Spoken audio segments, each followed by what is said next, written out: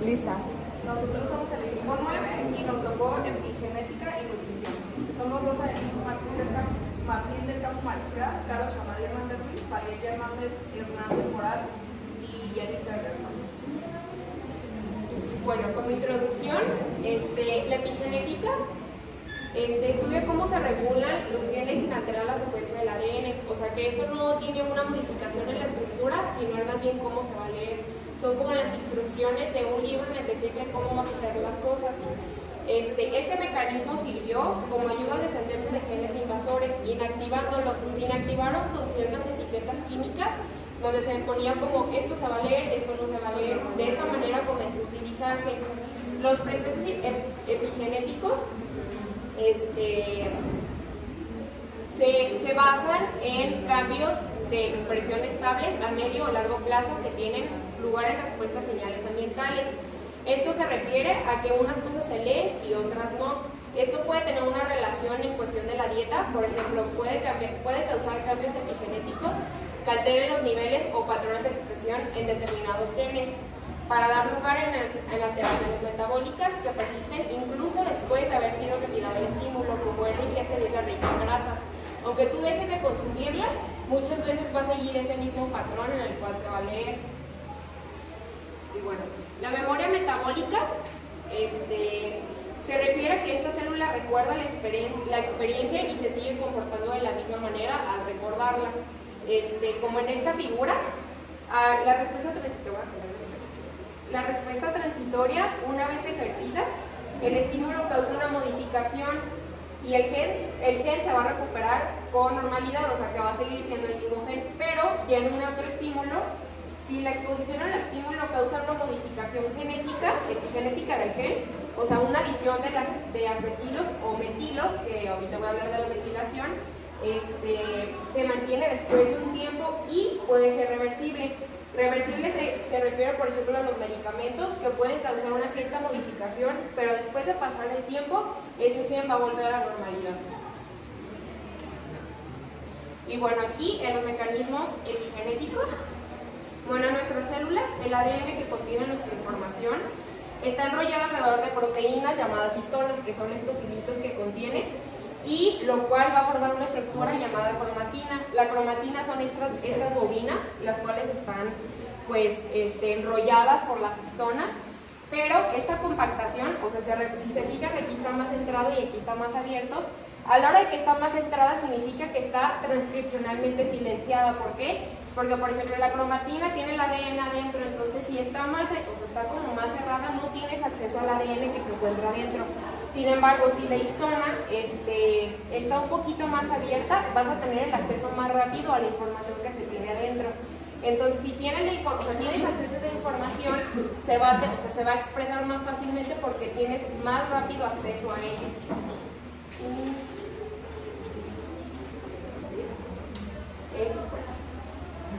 Bueno, en mecanismos epigenéticos, durante el desarrollo cerebral, los mecanismos epigenéticos regulan cómo se expresan los genes en respuesta a factores genéticos y del ambiente. Estos mecanismos controlan cómo se accede al ADN, lo que ya explicaba, y cómo se organizan las estructuras que lo envuelven, que es la cromatina, lo que afecta directamente a la actividad de los genes. Esto es clave para el desarrollo y funcionamiento adecuado del cerebro. Bueno, existen dos mecanismos epigenéticos más estudiados. Entre uno de ellos es la metilación. En metilación, yo la entendí como si fuera una etiqueta química en el cual vas a decir esto sí se lee y esto no se lee. Es como una inhibición en la que es decir esto está silenciado y no lo voy a leer y lo otro no se va a leer. Son grupos llamados metilos, que son las etiquetas que acabo de mencionar, que se ponen en la posición 5 del anillo perimidídico. Esto se encuentra entre un grupo metilo y otro, que son entre los CPG, que son los dinucleótidos seguidos de guanina. También puede ocurrir en las células madre embrionarias. Esto, igual como mencionaba, no cambia la secuencia, sino más bien en cómo se va a leer, y ocurre entre estas siglas de CPG.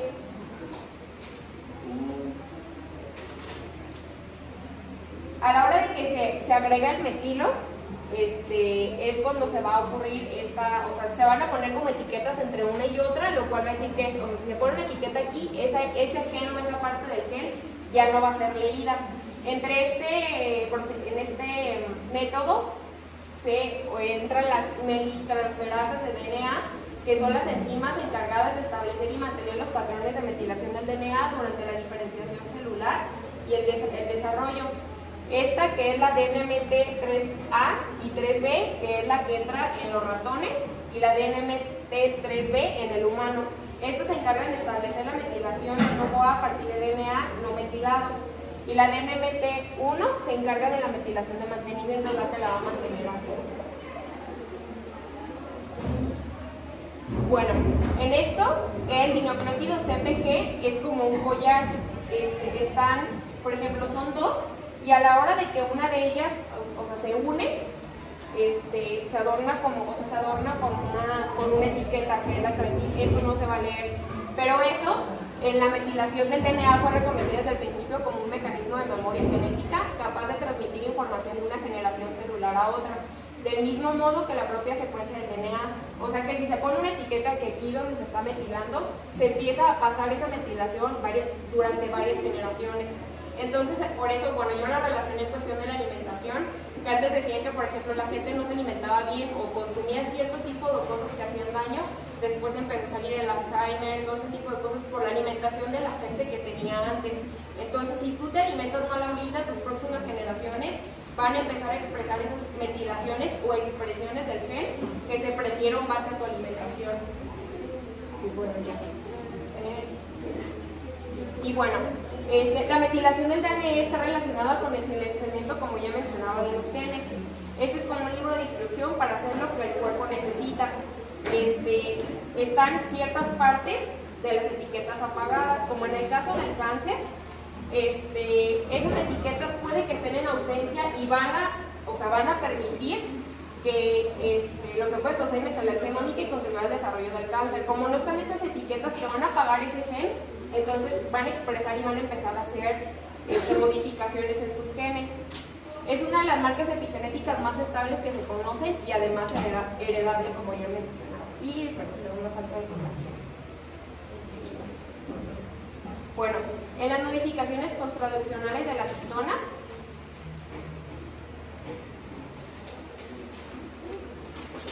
la metilación afecta directamente al ADN, mientras que las histonas experimentan amplia variedad de modificaciones epigenéticas. En esto se refiere a que va a ser la adición o eliminación de grupos químicos. En vez de modificar las ciertas etiquetas, va a modificar las proteínas que son las histonas para que se empiecen a desenvolver más y puedan expresarse más fácilmente. Es el empaque del ADN y cómo están disponibles para ser leídos. Afectan directamente en el ADN y estudios han mostrado que las modificaciones H3 y H4 están relacionadas con la activación y silenciamiento de genes. Eso es a lo que se refiere. Va a actuar en el ADN, en cómo está empaquetado y cómo va a permitir que una se exprese. Las modificaciones de las histonas crean nuevos puntos de unión para proteínas reguladoras, lo que recluta complejos que activan o reprimen la expresión génica, que es lo que ya mencionaba. Y estas modificaciones son dinámicas y son reguladas por enzimas como las acetiltransferasas y las desacrilasas de histonas que utilizan el cofactor acetil o enzima AI2, el dominio bromo. Este tipo de dominio es capaz de reconocer y unirse histonas que han sido acetiladas. Y las proteínas que poseen dominios bromo pueden regular la expresión génica al unirse a estas histonas y reclutar complejos que actúan sobre la cromatina, o sea, ya sobre su estructura. Y el prodominio, por otro lado, reconoce y se une histonas que han sido metiladas. Esto también puede influir en la regulación de la expresión génica al reclutar proteínas que modifican la estructura de la cromatina.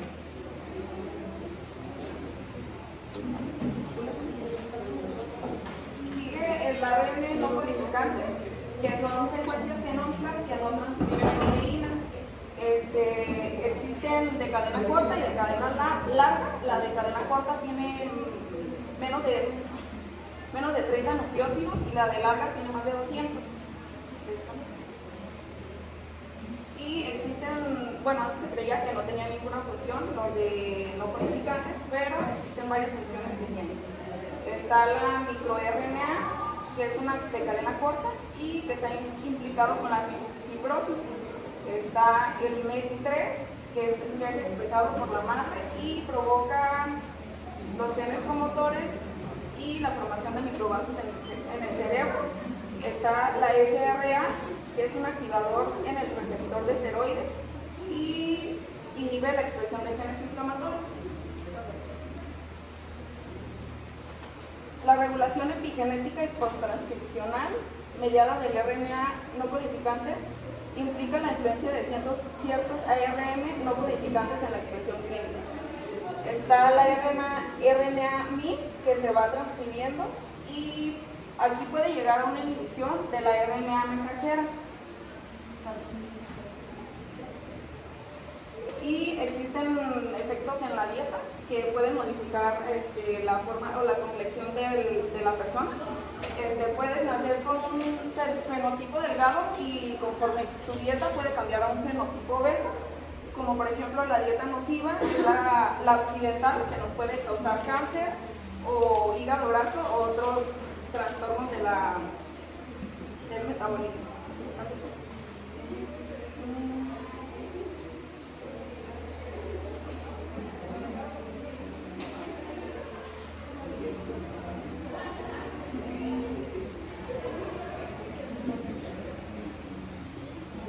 Bueno, aquí dice que la mitad de las etiquetas se transcriben por medio de la glucosa que consumimos. La enzima ATP citrato liasa convierte la glucosa en acetilcoenzima A, que nos ayuda durante la formación de las células de grasa.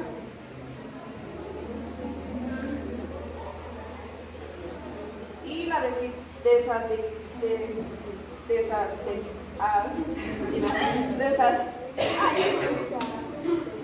listonas es un proceso que libera energía y ayuda a controlar las actividades de genes.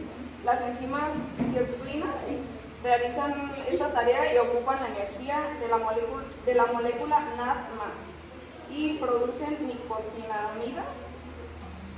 Y este efecto puede causar envejecimiento o trastornos neurales.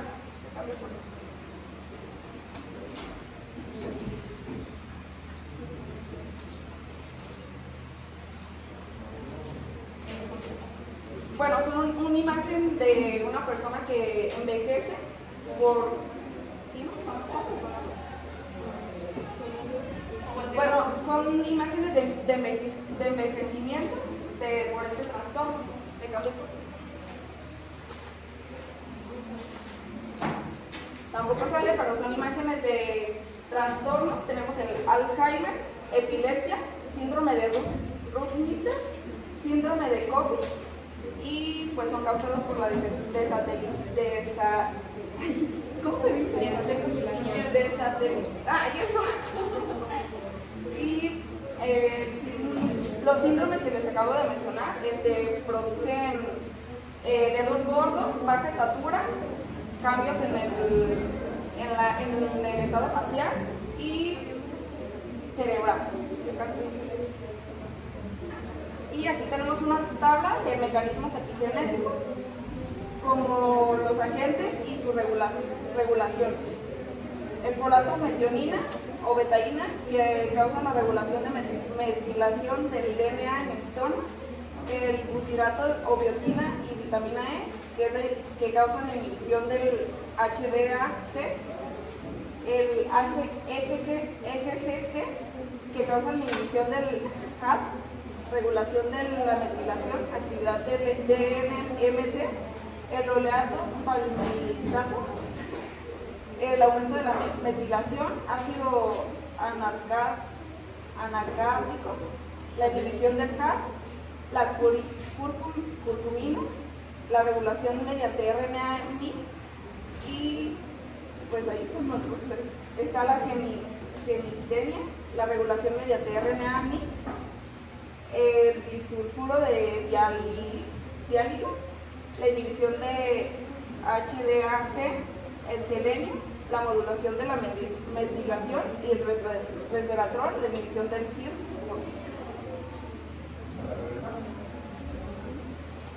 El tercero, ¿qué es el determinado de una? Tercer renglón. FS. Ajá, ¿qué es?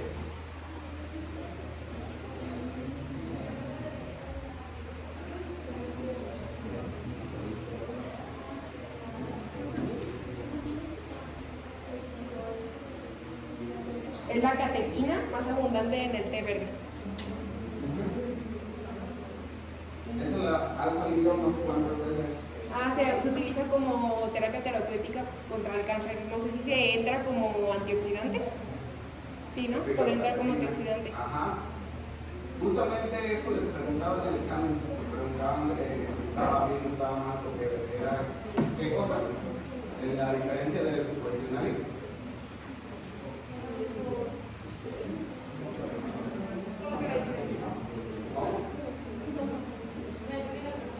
Ok, en el examen, esa era una de las respuestas. Y a diferencia del cuestionario que tenía la misma pregunta, porque eso preguntaron, esa era la respuesta y también les dé, bueno, aquí en ese caso la opción de la segunda a la categoría a la que pertenece, aquí categoría pertenece. Epigalocatequina, ¿qué es? Ok, más específico. Flavonoides, pero es la idea.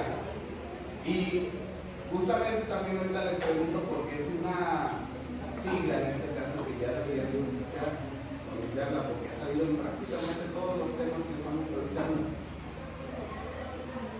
Y no solo por eso, también les había comentado, cosa que pongan, cosa que deben saber qué es. Inhibición de HDAC, ¿qué sería? HDAC. En el segundo. En el segundo y en muchos más.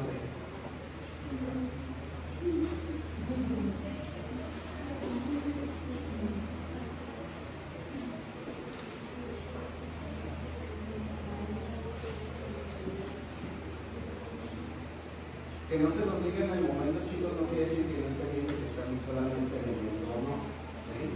Para que lo sepan al momento de la calificación de la exposición. Recuerden, es calificación por exponer. Ya. Es la enzima que va a traer, o sea, extraer las histonas, o sea, que va a permitir que la cromatina se abra y tengan más acceso a que se expresen ciertos genes. Es una enzima. Entonces, como quita ciertos pedazos de esas histonas, ciertos pedazos de esas proteínas, va a permitir que la cromatina se abra y pueda tener más acceso al ADN que está dentro y pueda expresarse más fácilmente. ¿Qué pedazo quita? ¿Mande? ¿Qué pedazo quita?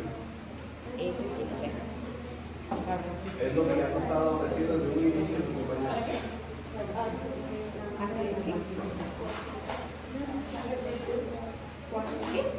¿Coacetilación? Ok. Una es la ventilación y la otra es la desacetilación. Sí. Activación. ¿Qué es la activación? O más bien. Una es activación y la otra es desactivación. Desactivación silenciada.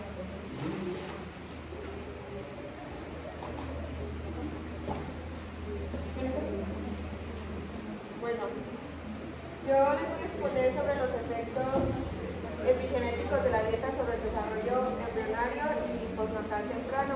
Aquí igual una imagen no cargó, pero pues era un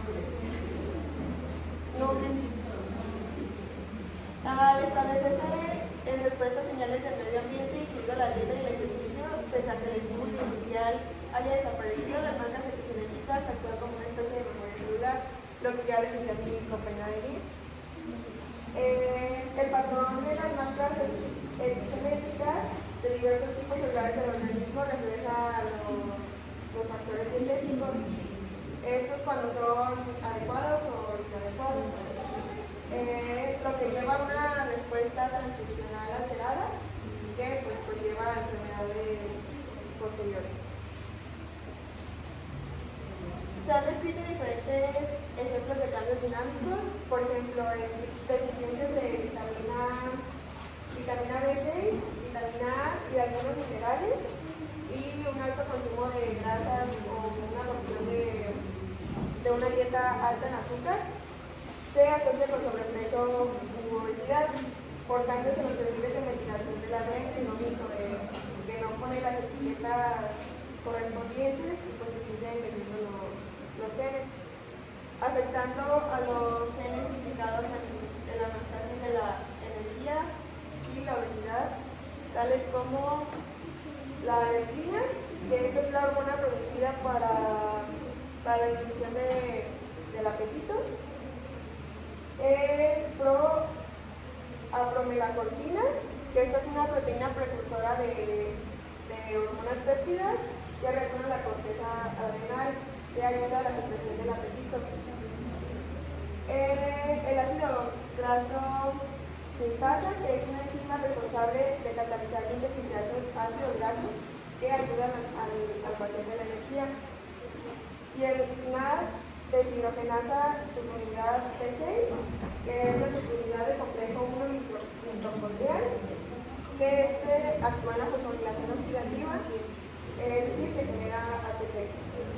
Y el inhibidor 1 del activador platinógeno es una proteína que inhibe la activación del platinógeno, regulando la fibrinólisis, que es cuando hay degradación de coágulos sanguíneos, y esta ayuda en la cicatrización y coagulación.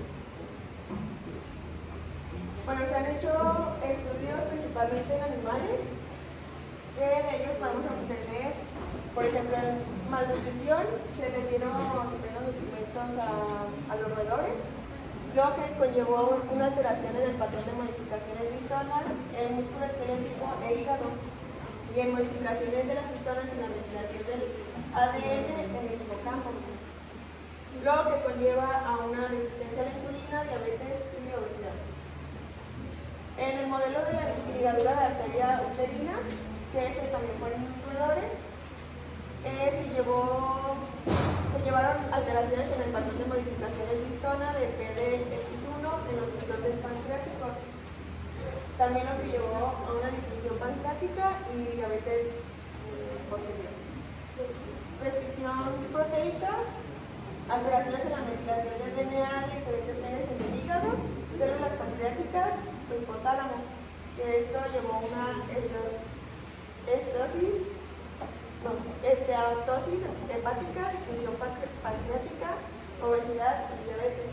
Y por último, una dieta rica en grasas que se llevó en roedores y primates no humanos, que causó alteraciones de la metilación del DNA, el cerebro e hígado de roedores y en la circulación de histonas en el hígado de macacos, lo que llevó a una resistencia a la insulina, diabetes y osteoporosis hepática.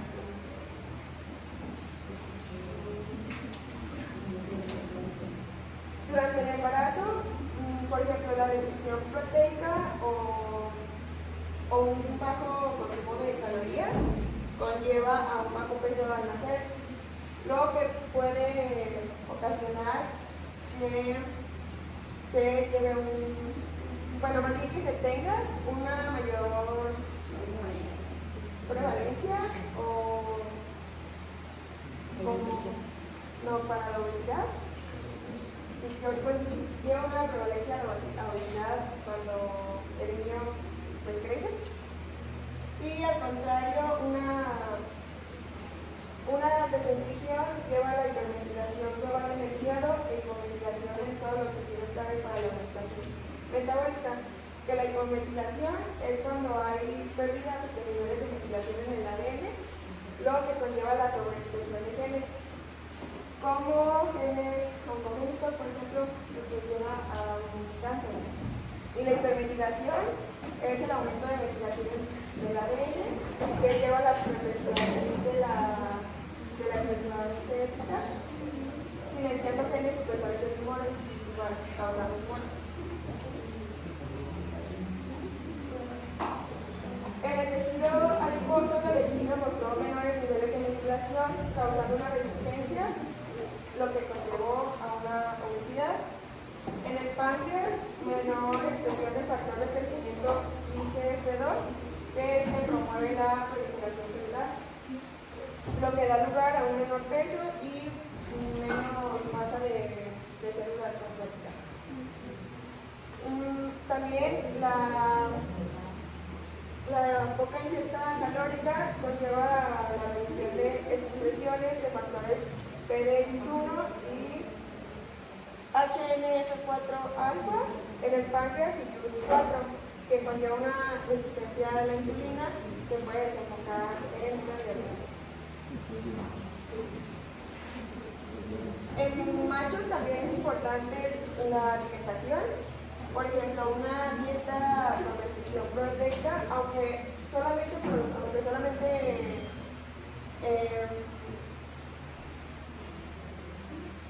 solo aporta el núcleo del espermatozoide, produce alteraciones en la metilación en el metabolismo del colesterol en el hígado, causando disfunción de las células pancreáticas.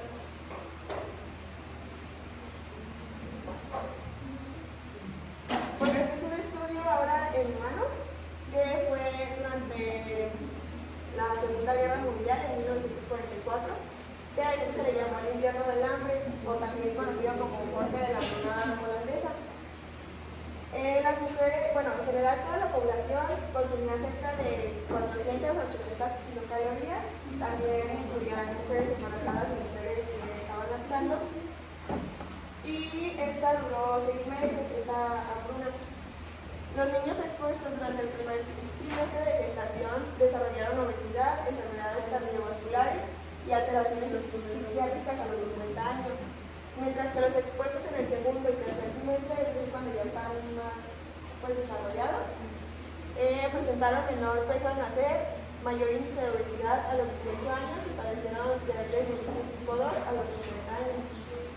Y los descendientes muestran alteraciones metabólicas secundarias a modificaciones de la metilación del DNA, de genes como la interleucina 10 o la hormona de L-leptina, que inhibe el apetito, como ya se había dicho. Aquí tengo una imagen que básicamente es lo de allá. Cuando una mamá tiene un déficit nutrimental durante la concepción o ya cuando está en el segundo o tercer trimestre, puede llevar a un mayor riesgo de enfermedades cardiovasculares, diabetes tipo 2 e incluso trastornos mentales al niño, o sea, ya cuando empiece su crecimiento. Y una madre con más ingesta calórica de lo que tendría que haber sido, conlleva a un mayor riesgo de resistencia a la insulina, diabetes tipo 2, síndrome metabólico, aterosclerosis, asma y la enfermedad del hígado graso no alcohólico. Y los efectos epigenéticos de la dieta en el adulto, pues se sabe que es más susceptible la dieta cuando está dentro de la mamá, pero también hay una importancia en la dieta de la vida adulta, porque esto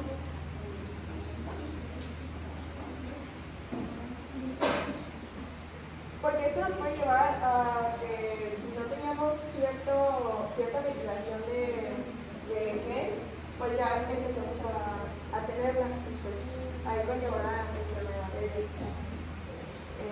degenerativas. La ingesta, por ejemplo, la ingesta de ácidos grasos, palmito y oleato, que es el ácido palmítico y el ácido oleico, conlleva una metilación del gen de regulación mitocondrial PGC1 y por ejemplo, el ejercicio hace todo el efecto contrario. Por eso es tan importante también crear actividad física. Y aquí, todos estos son factores que pueden influir en el crecimiento del niño y el cómo pues lleva sus genes. Desde el tamaño del útero de la mamá, la dieta de la mamá, interacciones sociales, el estrés, dieta, el tabaco, si es que el niño, el adolescente empieza a consumir, ejercicio, el envejecimiento y por último los fármacos. La dieta no solamente afecta una generación, sino es la madre, que es la primera generación, el embrión, que es la segunda generación, y los gametos, que es la tercera generación. Estos son efectos multigeneracionales, pero cuando ya se le pasa a por ejemplo, los hijos de los hijos, ya se llaman efectos transgeneracionales.